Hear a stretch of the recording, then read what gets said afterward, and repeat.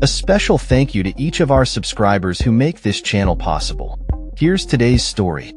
In a significant turn of events in South Korea's political landscape, impeached President Yoon Suk Yeol was released from prison on Saturday following a Seoul court's decision to cancel his arrest.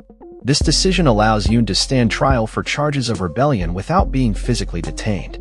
The former president, who walked out of a detention center near Seoul, was met with cheers from a crowd of supporters waving South Korean and U.S. flags.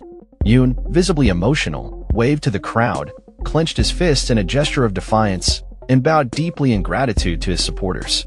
In a statement issued by his legal team, Yoon expressed his appreciation for the Seoul Central District Court's ruling, which he interpreted as a correction of what he deemed an illegality surrounding his arrest. He also reached out to those who had taken to hunger strikes in protest against his impeachment, urging them to end their demonstrations.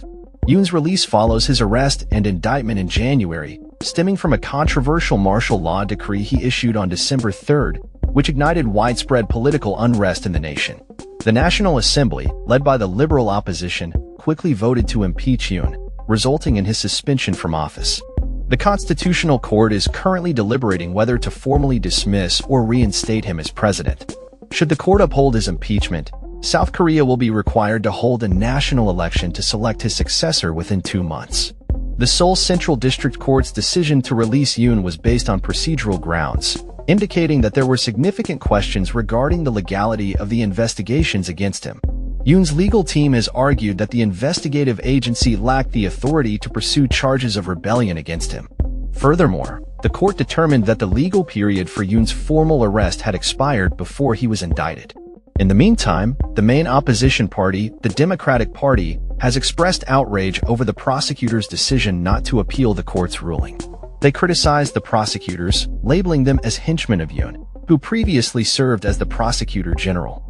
Democratic Party spokesperson Cho Sung-rae has called for the Constitutional Court to expedite its decision to dismiss Yoon to mitigate further public unrest. Yoon's martial law decree, which involved the deployment of hundreds of troops and police officers to the National Assembly, has been a focal point of public criticism. Testimonies from senior military and police officials indicate that Yoon may have ordered them to disrupt a parliamentary vote on the decree. Yoon has defended his actions, arguing that they were necessary to maintain order in the face of what he described as the Democratic Party's obstruction of his agenda. The political divide in South Korea has intensified as rallies either supporting or opposing Yoon's impeachment continue to split the streets of Seoul. Experts predict that whatever decision the Constitutional Court reaches, it is likely to exacerbate the existing divisions within the country. Yoon faces serious legal challenges ahead. If convicted of rebellion, he could face severe penalties, including the death penalty or life imprisonment. Although he holds presidential immunity from most criminal prosecutions, this does not extend to grave charges such as rebellion and treason. Yoon has claimed that his martial law declaration was a means to alert the public to the dangers posed by the Democratic Party, which he accused of undermining his presidency. As Yoon navigates this turbulent political landscape, the eyes of the nation remain fixed on the Constitutional Court, which is expected to deliver its ruling soon. The outcome of this case will not only determine Yoon's political future, but also shape the trajectory of South Korea's democracy in the years to come. That's all for this story.